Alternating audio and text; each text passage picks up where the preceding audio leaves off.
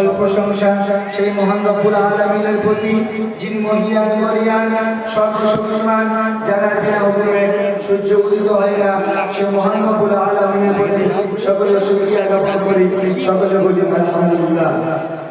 তারপরে তার হাবিব দুরজানের বাদশা জানাকে সৃষ্টি করলে আমি আপনি পাহাড় পর্বত এই 18,000 মুখলেখাদের কাছে সৃষ্টি হতো না। সে মহামানবের প্রতি সকলে প্রেরণ করে, সকলে বলি সাল্লাল্লাহু আলাইহি ওয়াসাল্লাম। মঞ্চের উপবিষ্ট মাননীয় শিক্ষক মন্ডলী ও বিচারক মহাশয়, সভাপতি সাহেব ও আমার সামনে বসে থাকা মাদ্রাসার সাথী ভাই ও দূর দূরান্ত থেকে আগত মেহমানি বিন্দু ও গ্রামবাসী, সকলকে সালাম ও মোবারকবাদ জানিয়ে আমি আমার বক্তব্য দিকে অগ্রসর হচ্ছি।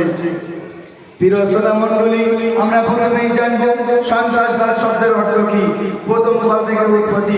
আসুন আমরা এই বিষয়ে জানার চেষ্টা করি।